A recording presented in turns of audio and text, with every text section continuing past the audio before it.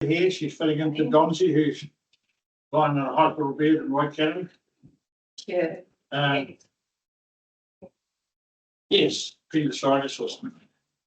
I have apologies from Terry Walker, Councillor Terry Walker, and a late apology from Chris New, who is laid up. Yeah, I can also give an apology from John Brown, who can't attend the water. What he's done well, because he's got a civil defence meeting. So he gives us apology, but I think Ian will be handling that. So can I have a move in a second, please, for the apologies? All in favour, say aye. Aye. Opposed? Thank you very much. Public forum. Welcome and a good morning to Eve Roper. Eve, Come on up. come and sit in front of the panel. Great. Just so cheesy. How are you going to stay? That's what it's like the Bible. I'll sit. I've got a dodgy one. Eve is the manager of our information centre. Morning. Morning, Eve. Good morning. Okay, so thank you for allowing me to bring our report today. This is on behalf of the Information and Community Services Society. I'd like to present the committee letter regarding our lease at Juvenile Road, Tairua in the library building. At our committee meeting on the 4th of February this year, the committee resolved that PCDC be formally requested to renew and extend our current lease at the library, Juvenile Road, Tairua. This lease expires on the 30th of June, and the committee wished to renew and extend their lease for a term of 5 years, with the opportunity to renew for further terms after that one ends. The committee would also like to address our long-term future in Tairua. The Tairua community will strongly encourage you to grant this renewal and extension, as benefits from the services offered at the Information Centre greatly fulfil the needs of our community and other associations. So we do such a lot for the community. We think of ourselves as offering a care package for the community. We do everything from offering to find them phone numbers because they don't have a phone directory anymore. Everybody, it seems, over the age of 40 either doesn't want to or doesn't own a smartphone or a laptop. So Over 40. yeah, it's getting younger. And so they come to us for every little piece of information, and we endeavour to find the answer for them. Even the distribution of local organic waste, they come to us and we put them out. So we do so much for the community. As a community, we'll already know this. And so we are also the booking officer for the hall and the annex for the community hall, which there are, believe it or not, 780 bookings a month. So that's an awful lot that we have to control and take accounts for as well. Our Tairua.co.nz website supports not only local tourism operators, but it's also a directory for our local businesses. And the international tourists have returned in their thousands. In our current financial year, we have received 48,963 visitors to our centre. We don't want to lose them, and we don't want to lose the revenue that they bring to Tairua. We have enjoyed a wonderful relationship with PCDC over the years, and we value their support greatly for all our events as well. And we wish to continue this relationship. We are aware that there's a lack of buildings council owned in Tairua, and therefore we want to future-proof our information centre. We would like council and TP community board to consider our long-term future and request that they progress the work required to change the reserve classification on the piece of land with toilet block on Pepper Reserve. Just so that we can have a tiny home relocated to a building somewhere on that land, preferably road frontage. We are aware that this land is not actually adjacent to the Esplanade water body, being physically separated from that part of the reserve by that existing driveway to the car park. So we hope that that will make the reclassification easier and the process simpler and less contentious. We recognise that the council has no funds available to make a capital investment, therefore the work required by the council would be limited to making the site suitable and ready for place in the building and consenting to the information centre connecting to the services. We envision that we would pay council a community rental for the use of the land, but that we would own the building.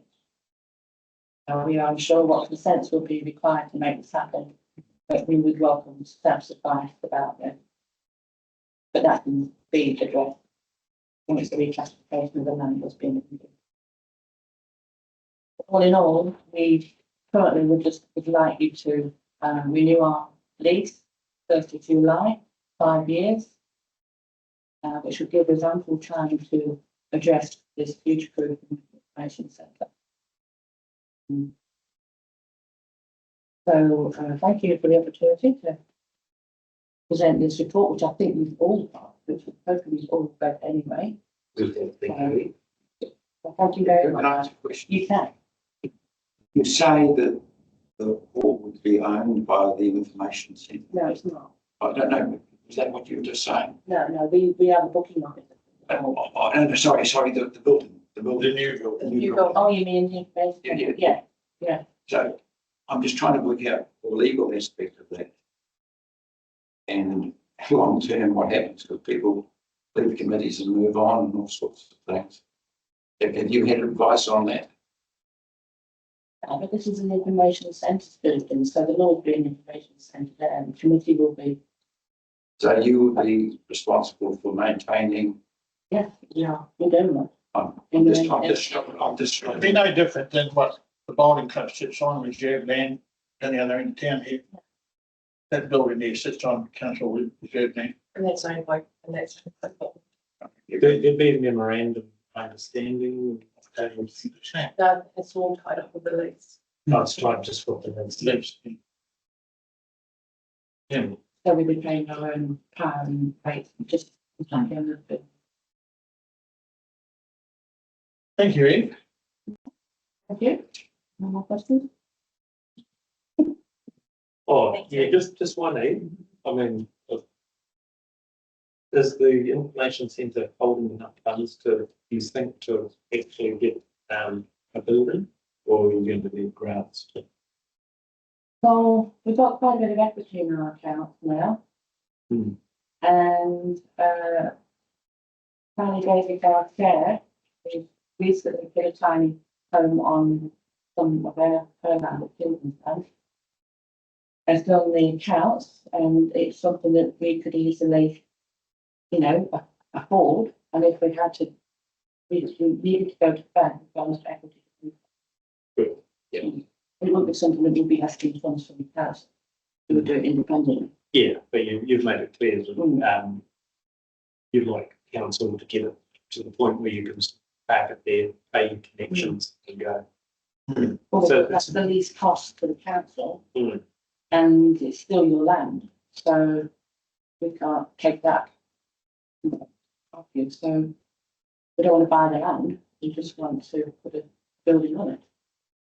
Yeah, yep. And we would Which one? fully maintain it. If anything folded, you just pick the building up. Pick it off. That's fine. Thank you. Thanks, Ed. Cool. Jackie and Gabriella, welcome. Morena, familiar faces. I'm Jackie, David. Yeah. We're just here from the surfboard. We're finished patrolling for the season, so we've got time to do a wrap up and let you know how it all went. I'll let Gabby talk to the numbers. Yeah, so our members, we've got about a third of our active lifeguards are local lifeguards, and a third of our members are local as well, which is actually the largest number of local guards and local members in the Coromandel. Yeah, big milestone for our club too, to hit that mark from going from being an out of towner club with the committee and everything always being out of town, so now Gabby working locally, Janine, our secretary, working locally, me as a chair and vocal as well, so it's a real shift. I think represents the changing nature of the families now living in town, and more of the older, rangatahi, tamariki actually staying in town and going to high school locally rather than leaving as they may have previously. Yeah, and our season statistics, we completed over 3,000 volunteer and paid lifeguard hours this season, which is about 1,000 higher than last season, which is great. We did 2 rescues and 1 assist.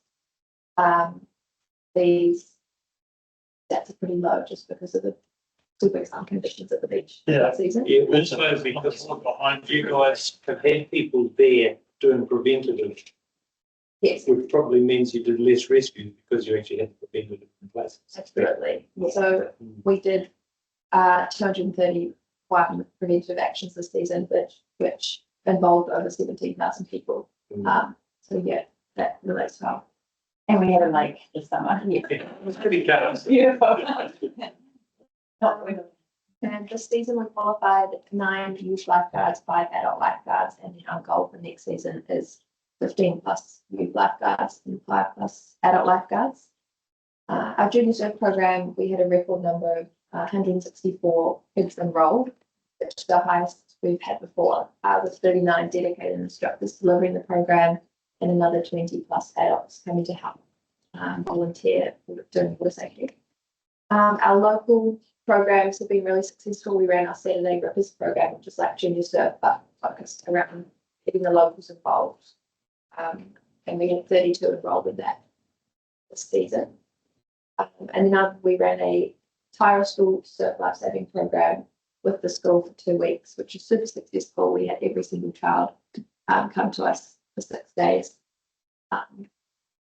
And we ran a learn to swim program at the end of last year and the start of this year, with 39 swimmers in term 4 last year and 50 swimmers in term 1 this year. Another memorable thing this summer was we had our Huntington Beach exchange for 6 days. We hosted 31 Huntington Beach junior lifeguards over in New Zealand. Back in July last year, we sent a team over there. And we qualified 25 of those junior lifeguards as New Zealand recognised lifeguards. A very brief summary, but that's what the club's been doing this summer. Super busy. I've got a bit of them setting on the town at the moment. Scrap cheap. Speaking as a local, it's been nice to see how consistent the lifeguard services have been this summer, which reflect from you said the increase in hours. And yes, it was a lake, but there's still the potential for things to go pear-shaped, and this people has been particularly good. So well done. And I think that consistency really comes from the growing numbers of local as well, so that they're keen to be here because it's their home and they keep down to the beach because it's where they want to be and their friends are there. So the whole camaraderie going on. I think it's a place to be. Cool. Yeah. Cool. That's ladies. No, works. Great achievement.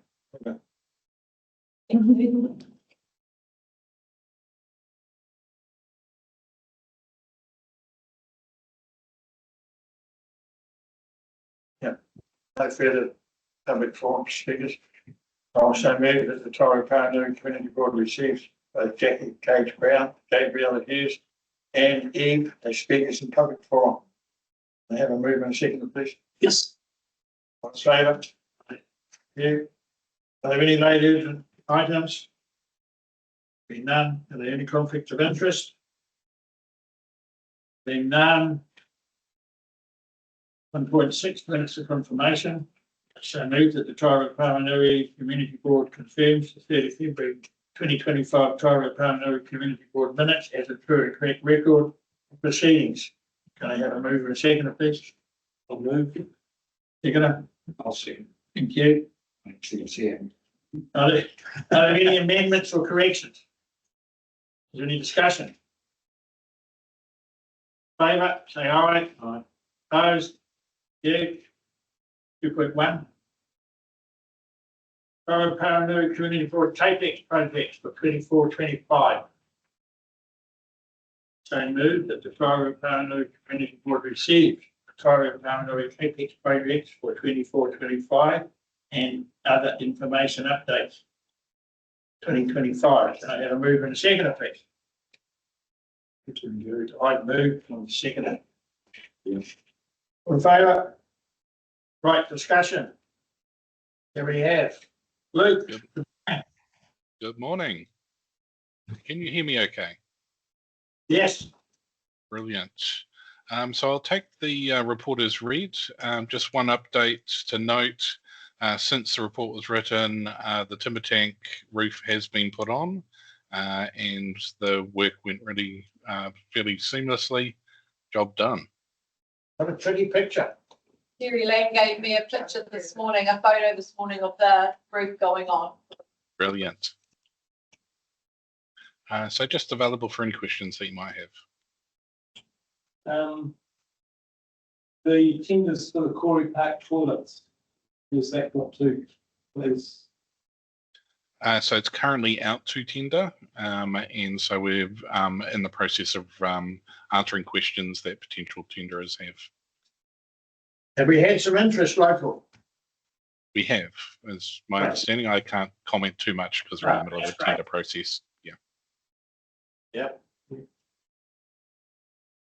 The Johnsford Place Playground in Tairua-Pāuanui, it says design proposals due. Have they been done, or is that still underway? My understanding is it's largely done. We're just finalising that, and the challenge will be the equipment availability. So there is quite a longer lead time than anticipated. But we will have a contract in place, everything locked down for delivery. It just might broach over the financial year. Okay. Thank So you. that's for it. All right. Oh, sorry, I've got another one. Sorry, the relocation of the shower at the surf club here in Tairua, is that where has that project got to?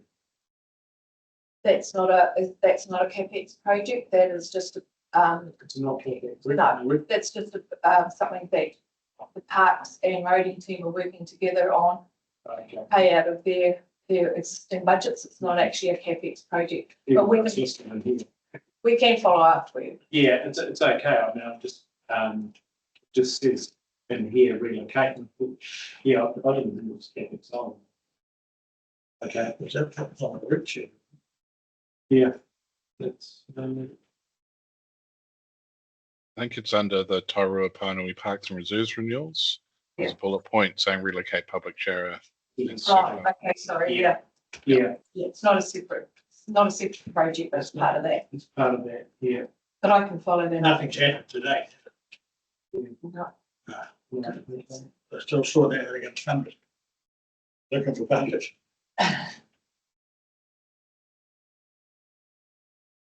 So,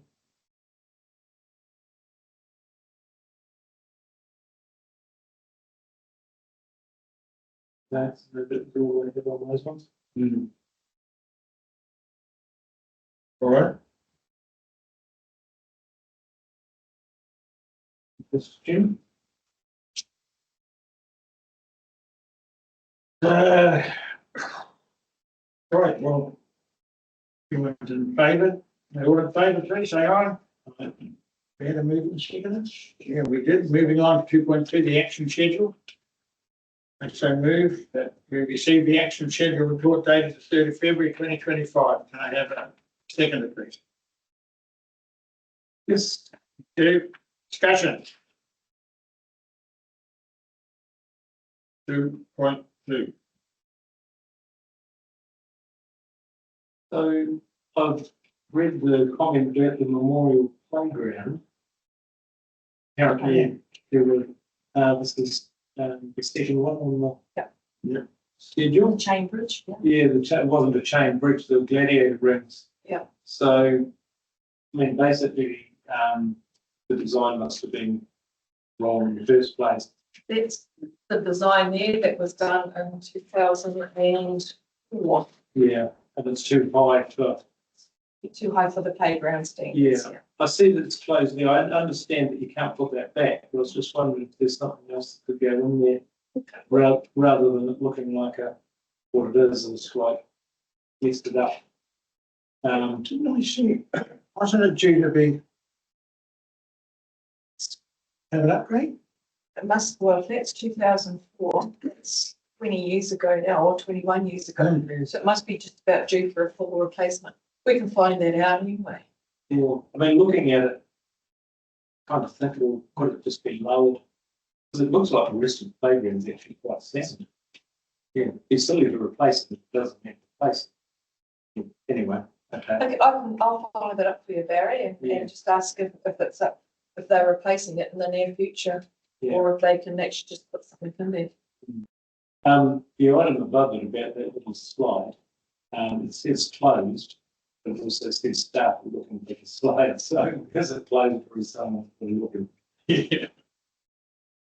Yeah, and my understanding is that it's pretty, because of the age and everything of it, it's hard to get a replacement to put in there. So basically, it's just if somebody pops up with one, they'll grab it, but in the meantime, yeah.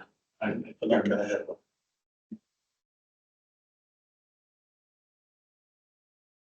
Right. Yeah. Other questions? If not. So move, we had a second, all in favour? Aye. You, thank you, Luke. Oh. No. Chairperson's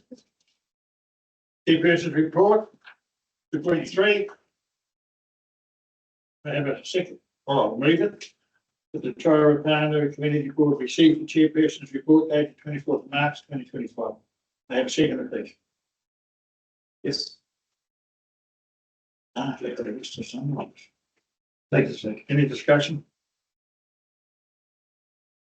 The issue of the signs being hacked down the surf club, has there been any progress? Anyone It's not just a surf club, it's down the wall will be doing those ones too? and it's down at Takara.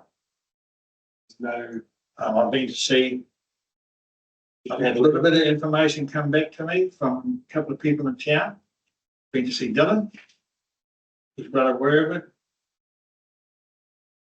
Had the bylaws officer, Danny Gardner, come and see me. He's pretty miffed because these things are $250 a pop. Yeah. Not only the signs, now we've lost the posts. It's just they chop them off at ground them. Of course, what's happening now is we're getting a dozen or more camper vans over there opposite the surf club. They're filling up the whole car park. We've just got to catch him. We seem to think we know who he is. Without some actual evidence. Yeah. Dylan did say that last year he became aware of a number of them being dumped over in Karakia, house over there, one of the signs, but no, we've been talked about a camera or a stakeout, but we can't seem to over the Dylan. I don't know how the police are treating it, but it's costing a lot of money, Currently, they're not putting the signs back up. They've had enough. They put them up within 24 hours, they were going. They're disappearing. It's what I say, a work in progress. We hope it's, Is it something that's peculiar to Tairua, or is it happening across the continent? what happens in Waimatar. So, It does tend to indicate it may be someone local or semi-local. well, we had a problem mid last year. I call him a transient. He's living in a white Toyota van. He's a heavily bearded gentleman. And he's been bragging. But whether he's one of these alternative citizen, sovereign citizens, we don't know. Well, I hope you get hold of it pretty soon. But is it mainly targeted at Karakia? Yes. Yes, that's all he's been knocking over. Started off by taking the signs off the poles.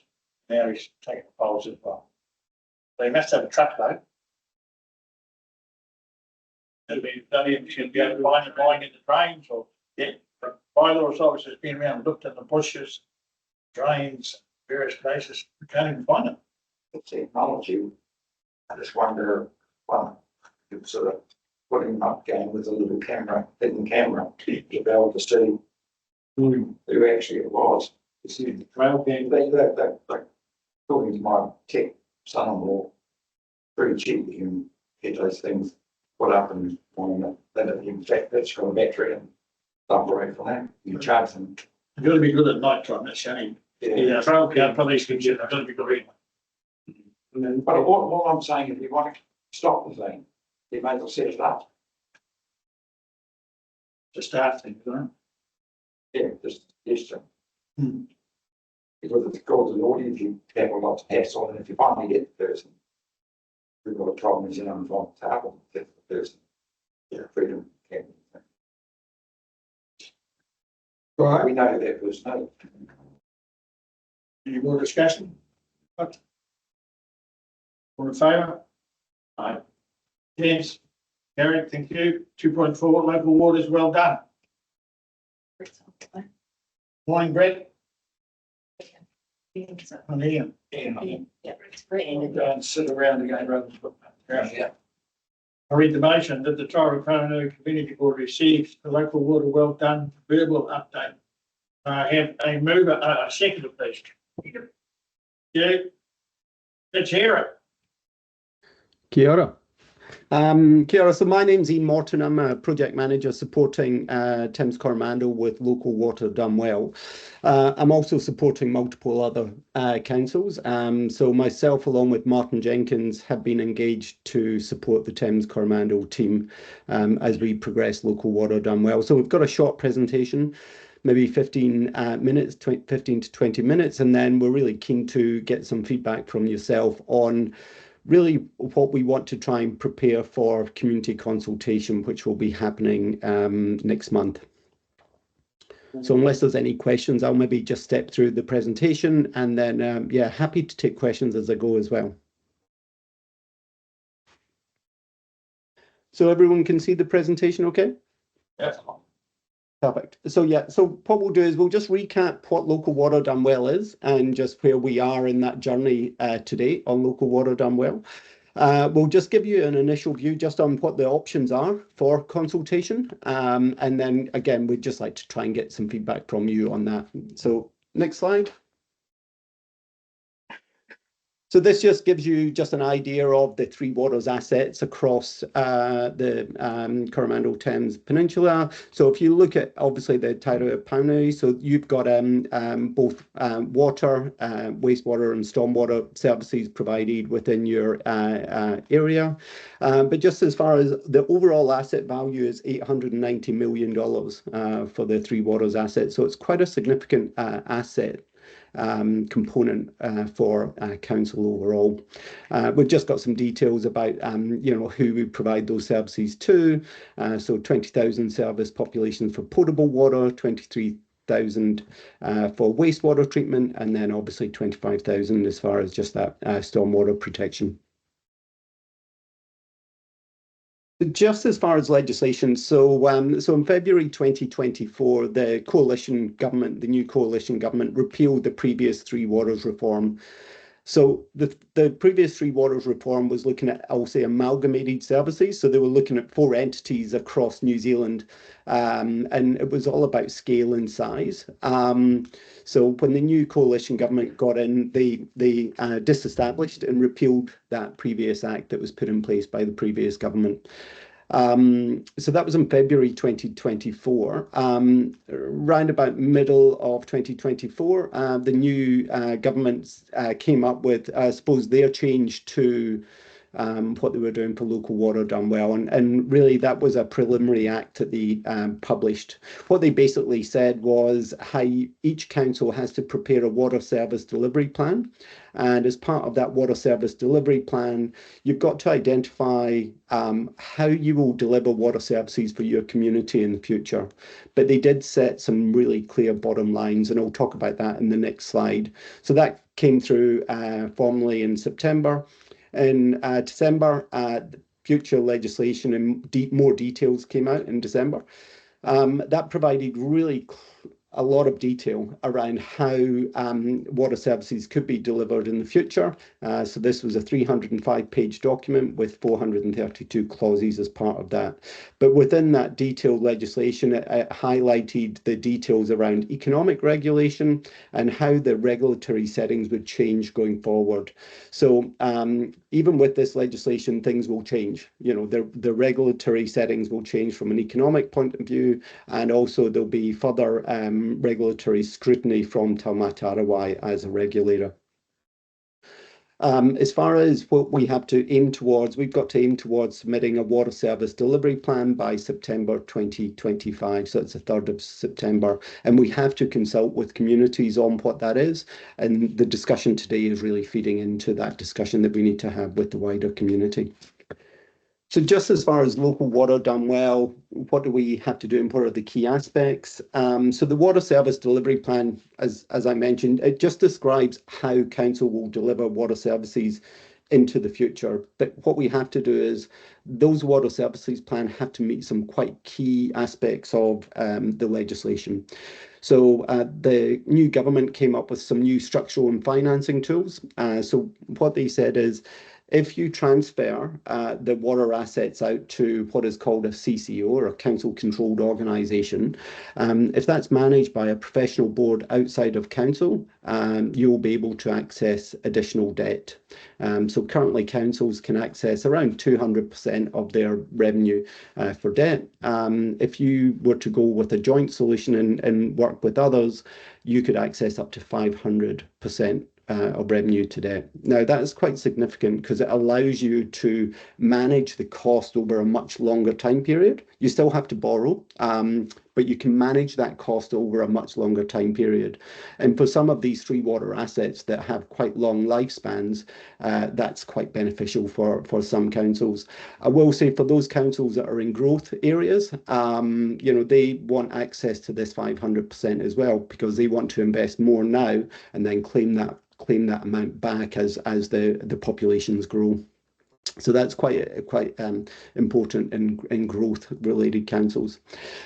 We have to be financially sustainable. So what that means is the revenue that you get in for Three Waters has to match how much it costs for Three Waters going forward.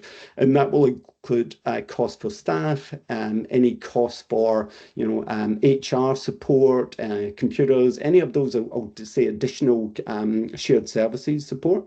So the money that comes in for Three Waters has to fully fund the cost for Three Waters. So in the past, some councils have made a call to, for example, rate for Three Waters, but then use that funding for other things, you know, across councils. I will say that's not happened at TCDC, and I'll talk about that a little bit more. But going forward, you've got to be financially sustainable, and the revenue's got to match the costs. As far as new regulations, so they're putting in place the Commerce Commission as a new economic regulator. So they'll be preparing reports going forward, and also if they see that I'll say the prices are not sufficient, or you're pricing too much, they can then step in as a regulator. The other aspect there is Tairua-Pāuanui, they're the water services regulator. They've been instructed to look at how to streamline the regulatory system. So they're coming up with things around new wastewater standards, and also looking at, I'll say, different ways of streamlining the regulation that was in previously. So that's a other key area of the new regulation. Is there any questions on that? Keep going. Nope. So if we jump on, so Look, since that regulation came out, the Water Service Act came out in September, we've been doing quite a lot of work. Again, we engaged Martin Jenkins early on. They are working with 12 other councils across New Zealand. We completed a current state analysis in December, and what that identified was TCDC are in a really good financial position. You've got a lot of debt available to yourself. Your assets are in a pretty good condition, and also you've got a long-term plan that fully meets the regulatory requirements for funding, and also any depreciation and renewals. So not every council is in this situation. In fact, very few councils are in the situation that TCDC are in. So you're in a very good position, which means that you've got some choices. Other people don't have those choices. So in December, we took a paper to council and said, hi, we need to do some detailed analysis. Can we get some shortlist options so that we can move into some detailed analysis? And at that point in time in December, there was 5 options put forward for councils to consider. 1, an internal business unit. Secondly was an internal CCO, so just Thames Coromandel setting up their own CCO. It was felt that that didn't give anything to Thames Coromandel because you're already in a really good financial position, and that would just involve additional costs that doesn't give you any value. There was 2 options associated with a community trust model, and again they were discounted at that point in time. The community trusts weren't there, but also they weren't able to access any additional or cheap funding like you can through Local Government Financing Act. So they were discounted. And then the last option, which was another viable option, is looking to work with others across either regionally or sub-regionally on a joint CCO. So that decision was put to council, and since December we've been working on those 2 options: an internal business unit, so basically remaining similar to what you've got with some rules around that, or secondly looking to partner with others in a sub-regional or a regional type approach. And again, I'll talk about that in a moment. So we've been doing this detailed financial work over the last 2 to 3 months. We will be talking with council on the 8th of April and tabling a report which basically has the final options, detailed options report, and also a consultation document that we'll be looking to get signed off by council on the 8th of April. And the discussion we have today and any questions and any concerns you have will feed into that recommendations paper. Consultation is planned between 15th of April and 15th of May. And during that time, we'll be doing community drop-in sessions across each of the key areas across the Thames Coromandel district. We'll then feed back to council at the end of May with what the feedback was from that community consultation, with council looking to make a decision by the end of June on what their preferred option is. And between the end of June and the end of August, we then have to prepare a water service delivery plan and an implementation plan.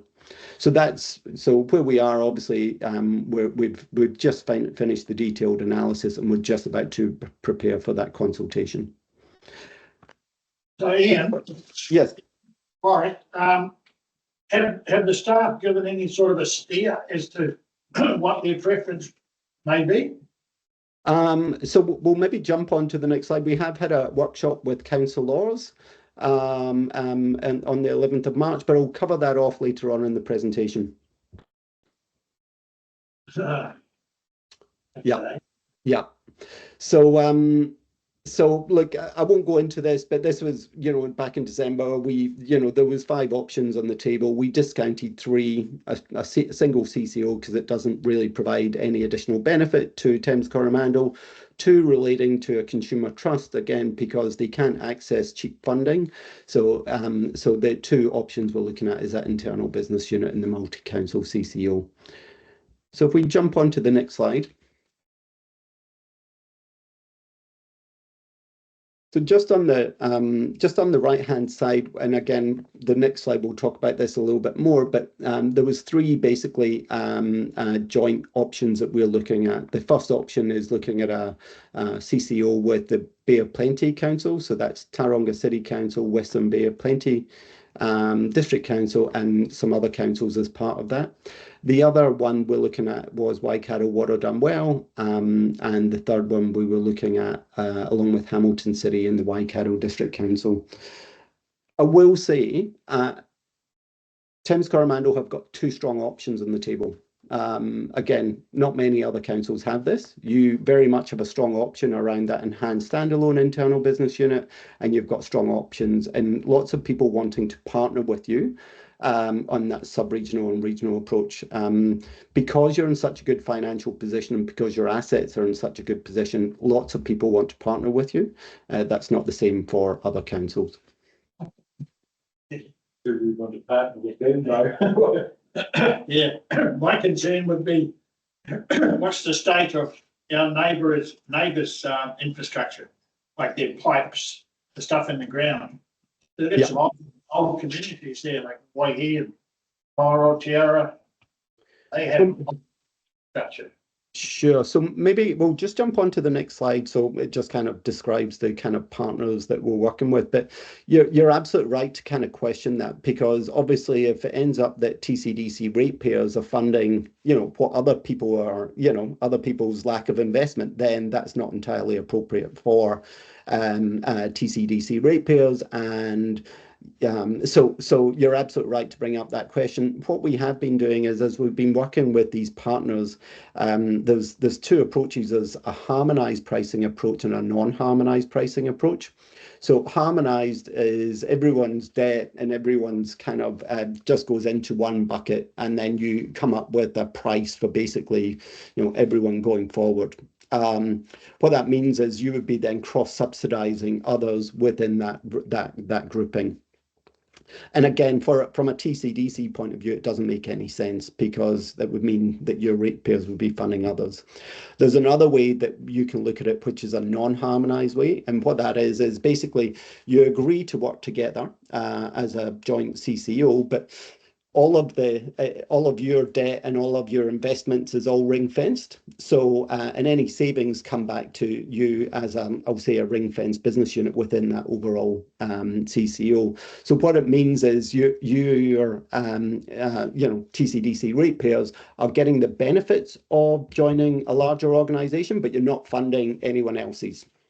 And that's the way that we've been looking at it from a TCDC point of view, that it would need to be in a non-harmonized approach, because otherwise you're ending up funding others, and that's not appropriate. You wouldn't sell that to ratepayers, that's for sure.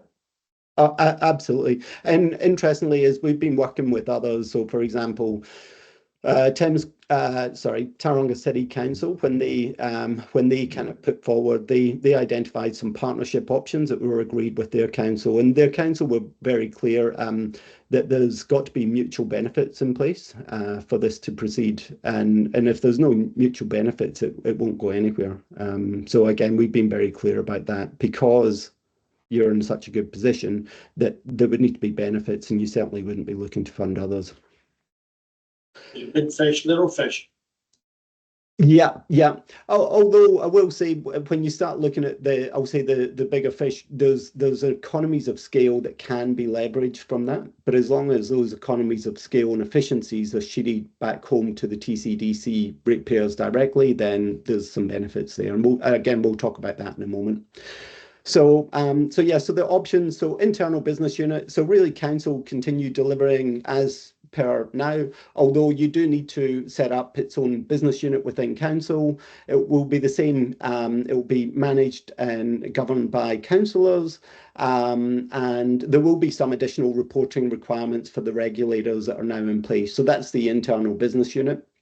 The second one is that multi-council CCO. So each council will set up a shareholders group. That shareholders group will depend on how shares are allocated. So obviously, I'll say, if you were alongside Tauranga, you would be a smaller shareholder in the likes of Hamilton. If you were part of Waikato Water Done Well, you would be a larger shareholder because of the size and scale of the other Waikato councils.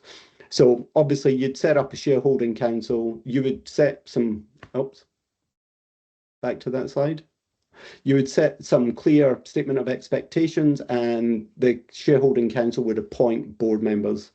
That board would then be set up and responsible for day-to-day operational decision-making around that. But again, councils would set clear expectations about what they want, and that would be done annually with regular reporting back.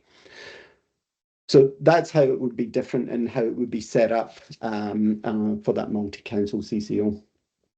If we jump on to the next slide, so when we started this journey with TCDC, we stepped through some key things, key strategic objectives. So one is obviously we're efficient and financially sustainable. We have to do that to meet the requirements of the legislation. Second one is that we protect and promote public health and the environment. Again, we've got to meet the regulatory requirements as part of the regulation. We've got to include natural hazards and climate change in our assessments, again, part of the legislation. The next one isn't part of the legislation, but this was a key consideration from council around what's the impact of having an integrated water services and infrastructure planning, either through an internal business unit or, you know, an external CCO. The next one here is about affordability, and again, this isn't part of the requirements of the legislation, so affordability isn't part of the government requirements, but obviously it was really key for council. Responsibilities to how HAPU and iwi are met, so any of the treaty obligations are met and achieved through whatever it is that we deliver and decide. And also the last one there, and it was quite important for council, is to consider what the impact is to council operations going forward as well. So that was the kind of key strategic objectives. So what we've done is we've then taken that and then we've assessed for each of the options against those strategic objectives. So no one option is going to deliver everything. There's pros and cons against each of the option, but what we've tried to do here is say, well, for efficient and financial sustainable delivery of water services, your internal business unit will absolutely deliver against that because you're in such a good position. What it won't deliver, though, is additional scale efficiencies that you can get from a joint CCO. What they're able to do is they can obviously borrow more, they can manage prices through an optimized borrowing structure. They can also bring forward funding as well. So what they can do is if they can do spend to save projects where they can bring forward funding, spend the money earlier, it means that you're not having to do, you know, I would say repairs on a regular basis until you're able to afford it. So they've got a lot more flexibility in that efficiency and financial sustainability. Just as far as protect and promoting public health, again, internal business unit can absolutely deliver against that, but just with the multi-council CCO, you've got a few more. You've got the ability to fund more as part of that, and especially for some of the maybe coastal issues and climate change areas, which you may need to invest in the future, there's a lot more borrowing capacity in that multi-council CCO. So there's some benefits there. From an integrated water services, the benefits lie solely within the council area because it's all within your control and it's already integrated. Whereas, you know, if you were to go with a multi-council CCO, there's just a few more challenges around how to integrate that, especially with the remaining planning team that's within council. So it's not saying it can't be done, but there's obviously a disbenefit there. Next slide. So affordability, just from an affordability point of view, currently council ratepayers pay around $2,000 per annum for their water, the 3 water rates as part of their overall rates. Within an internal business unit, we've done a model that says by 2034, that will probably increase to $2,500 per annum as part of that model. As part of a multi-council CCO, we've modelled that number would be around $1,950. So it'd be around $500 per annum cheaper going for that multi-council CCO. And again, that's using, I was talking about that non-harmonised approach, that would use a non-harmonised approach, and all the benefits and efficiency would be sheeted back to TCDC ratepayers. So there is a cost difference for this from a ratepayer perspective. As far as water services resilient to natural hazards, we've talked about that one. So yeah, so just there's some more debt capacity as part of a wider CCO that can just handle big shocks. You know, if you've got to spend significant funds, then they'll be able to handle that a lot more clearly. Responsibilities to iwi and hapu. So obviously you've got existing relationships and channels in place. The new mechanism for a multi-council CC would need to build that. So again, we're not saying it's going to be worse, but there's just a complexity there. And then just remaining council operations are viable. So absolutely, this would be the least impact on council, just remaining as an internal business unit. Going for a multi-council CCO, so it is a slight disbenefit here because obviously you are transferring people over to a new organisation. But if you were to transfer over to a multi-council CCO, you transfer all the debt for Three Waters, and by doing that, it allows you to then free up debt capacity within council to spend more money on other things that are non-Three Waters. So there is some benefits there as well. Next slide. So look, just in summary, again, no one of these options will deliver against everything. You know, there's pros and cons, and fundamentally, the pros and cons between an internal business unit or a multi-council CCO, for an internal business unit, you've obviously got more control. You've got better integration between council and the communities. So, there's definite benefits there. But the benefits around a multi-council owned CCO is in the longer term, you've got, affordability decreases. So, that $500 per annum by 2034. And you've also got that longer term ability to invest more. But you do lose some control as a result of that. But at the moment, you've got two very good options on the table. So if we just jump on to the next slide. So I'll stop talking now. And yeah, just really keen on your feedback, on just, is there any feedback on preferred options? Is there any concerns or additional questions you have? And what else do we need to consider for the consultation document?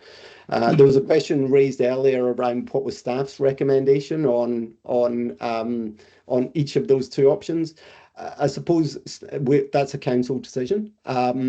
We are saying you've got two very good options on the table, and it depends what's more important to you. Is it that kind of control aspect, or is it that affordability and ability to invest in the longer term? Because there's two good options on the table for you. So we're down to two options. Yeah. Well, and out of the second option on the multi-council CCO, there's three sub options as part of that.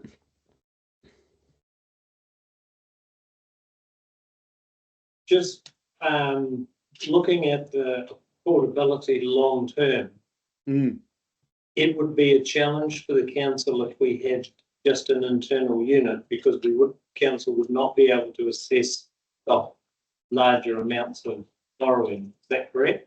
I got that right in the head.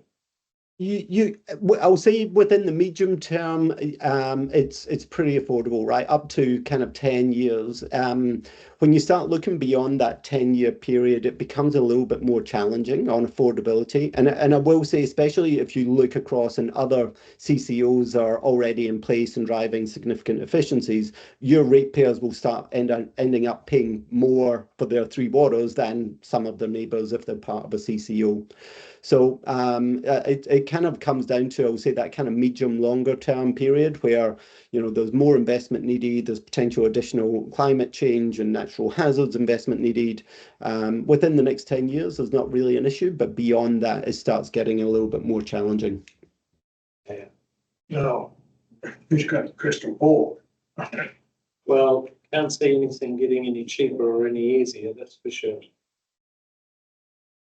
Through the chair, if I can just make a comment that there is the ability for council to change from a business unit to a CCO at a later date. For example, the Hamilton Waikato District Council are saying they don't want someone to join them just now. They would be more suitable in a few years' time. So we could move from one to the other option at a later date, but it would be very hard to move from a CCO back to a business unit in the future. There are a lot of barriers going that way, whereas you can go the other way quite easily. Yeah. Can I maybe just add to that though? So currently TCDC are in a really good financial position, and actually you're in a strong negotiation position for when you're having those discussions with other councils. Other councils want access to your debt that you're not using at the moment. So by joining a CCO, they have access to your debt that you're not using and actually you're not paying for, and that's important to them, especially in the growth councils. If I step forward 5 years, you won't be in a stronger negotiating position because they already have funded and pre-funded a lot of that. So there's an aspect to that says absolutely it's much easier for you to go one way than the other. As far as joining a CCO in the future, you just probably won't be as in a good, strong negotiation position, and you also won't be able to influence the setup of the CCO as well. So you'll just need to, if you were to join in the future, again, there's some cons around doing that because you'll just need to take what's set up. You just won't be able to influence.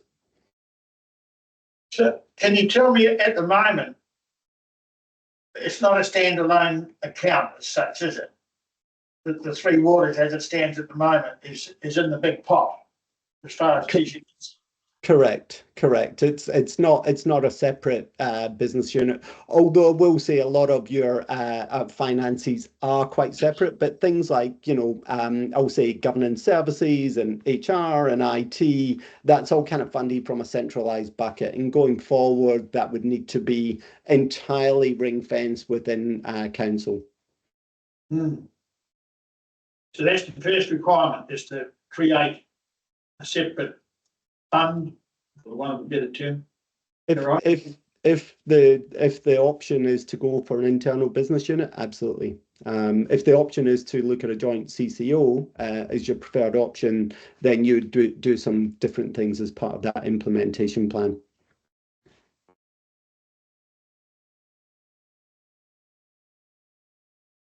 Respect to the rate pass. Well, yeah, I mean, it appears in terms of a very simple thing, an internal unit would cost ratepayers more than joining a CCO. Is that correct? Correct. And if the council opts not to join now and join later, then the position would be weaker and we wouldn't be part of the setup. And it seems to me to be an advantage to council in having some negotiating power at the setup time. No real decision making at the ground, at the grassroots ground. If our council is part of the setup, and we've got a strong negotiating position, then that's surely more advantageous than joining at a later date. Again, you've got two strong options on the table, and I suppose that kind of, I'll say, local influence and control, and how important that is versus, I'll say, that longer term investment in affordability. I mean, that's really what you're weighing up here. How important is that local control versus, that affordability for ratepayers in the future? Yeah, we've certainly seen the examples of councils where there hasn't been investment and things have gone pear-shaped, and the repairs are very unaffordable. I have a daughter that lives in Wellington. Well, Wānui really, but How would the decision making happen? Who So a panel of what, directors, or what's at the top? yeah, so if we go back a couple of slides, if possible. Keep going back. Stop there. So again, at the top is a shareholder council. So each council that's involved in this multi-council CCO would set up a shareholder council, and each council would set clear statement of expectations. This would normally be done on an annualized basis, and the expectation is that you will get regular reports back from that CCO on how they're tracking and how they're delivering against that. So you would set clear expectations about what you want delivered for your community. But you would appoint a professional set of board members that would be appointed through that shareholder council. So again, the details around the setup are, here have still to be formally agreed, because you've got 3 different options and 3 different potential partners on the table.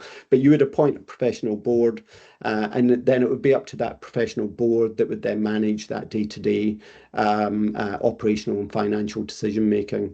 But you would set up the entity how you want it. And again, within the legislation, there's lots of, I mentioned that December legislation that's 305 pages long. There's a lot of details about what is legislatively required as part of that water organisation. And if we think in comparison to, say, Wellington Water, they didn't have any of those, I'll say, legislation requirements in place, or also those checks and balances that will be put in place by regulators in the future either. Yeah. Yeah.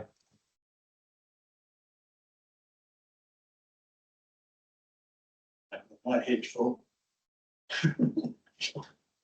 So look, I know Councillor Grant isn't here, but he he's joined some of the other meetings, and I suppose his key points are, this is really important for council, where we are genuinely interested in what your feedback is around this. You will probably get asked questions from your community around, well, what is this and what does it mean? So I suppose just making sure that you ask questions. If you get any questions of us, we're more than happy to, support and feedback on any questions you may have. Also, if you get questions asked by your community, please feed them through to us. There will be that public consultation process. And as part of that, we'll be doing those community drop-in sessions at each of the key centres. Including Tairua. Yeah. Obviously, get an expert. So Councillor Grant was he sitting in on the other local authorities? Yeah, so we've just as part of Local Waters Done Well, we've set up a working group. So the working group with the Mayor, Councillor Terry Walker and Councillor John Grant, we meet every 2 weeks, and they provide advice through to the likes of myself, Martin Jenkins, and also we have the CEO and the GM for infrastructure, Mo, there as well. So we've got quite a kind of key working group in place that provides advice. And so John Grant said that he would support these types of discussions. Unfortunately, he couldn't be here today. Good. So have there been any discussions with any of these other councils informally? Yeah. So as part of the instructions to staff in December, council resolved that we engage with those other councils. So we've had lots of discussions with the likes of Tauranga City Council and Western Bay at an officer level, and we've prepared joint modelling specifically with them. As part of Waikato Water Done Well, we meet that team regularly, and again we've had input from them on the modelling so that we could come up with some good comparisons. For the Hamilton Waikato one, again, we've held meetings. They're on a slightly different trajectory. They're going really fast. They want to set up their CCO by 1 July of this year. And again, the reason they're wanting to do that is they are wanting to access the 500% as soon as possible to fund growth. So they're going at a slightly different pace, although they have said, hi, we're really happy for others to join. But we've maybe, if we decided to go for that as a preferred option, we may need to join at a slightly later stage once they're set up. But that's not to say that we can't influence at the moment as well. I guess my concern is that it would become a thimble on a pumpkin in terms of size, and it could be. Yeah. And this is all down to, I'll say, the negotiation approach and I'll say the rights that each shareholder has at the table. So actually the Hamilton and Waikato one, they're already kind of progressing things at pace.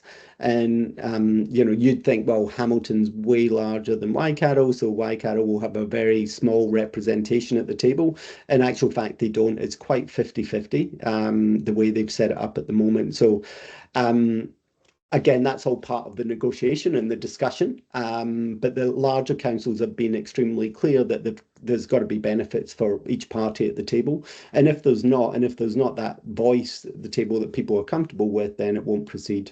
So I think it's all down to, I would say, the negotiation, but the agreements that you put in place, whether it be term sheets, and then the final negotiation that you do with those larger players to make sure that your voice is heard and you've got a place at the table. Can I ask, has there been a breakdown of wastewater, stormwater, and potable water? Do we, like in the TCDC area, is there something that's out there that needs a lot of money spent on it? Say stormwater, is just an example. Brett, do you want to answer that one? And then I'll maybe just talk about some of the wastewater standards that have just come out as well. So Brett, I'll maybe hand over to you just to answer that one, if that's okay. Thank you. Through the chair, look, most of our major projects are already in the LTP, and that talks about stormwater improvements, Whangamata, for example, and other areas.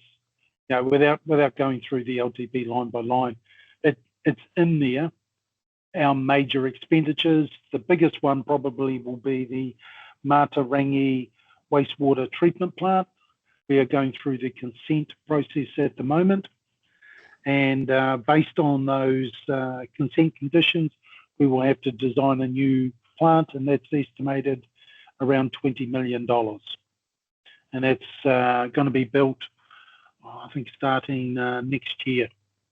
Starting the design work and then construction over 4 or 5 years.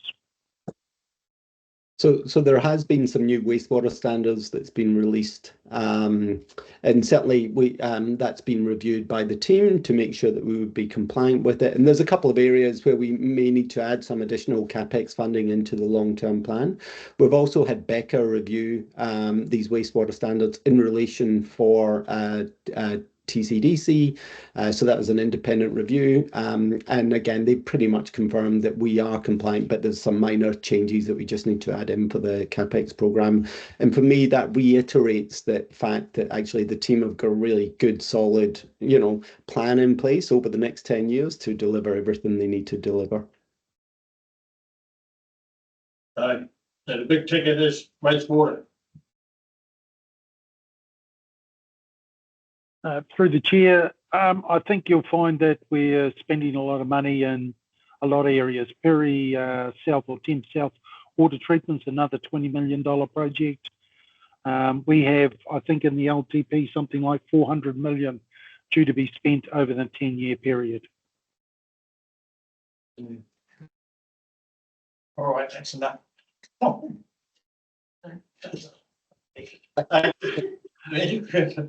I think the team have shared a copy of this presentation, or if they've not, I think they will. And again, more than happy if you've got any questions around this. If you get any questions from your communities, please feed them back, and we can make sure that they're covered off within any of the consultation documents.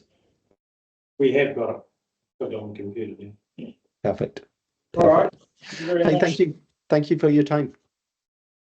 Thank you. Bye now.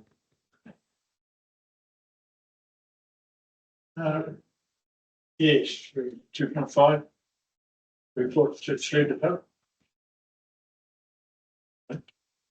Yes, yes. Ask for clear the room, please, while we go into public excluded. Again.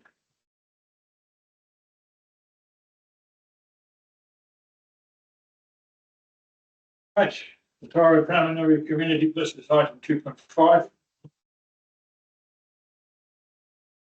The Tairua-Pāuanui Community Board excludes the public from the following parts of the proceedings, namely 4.1, the minutes for confirmation. as it is. We confirm that the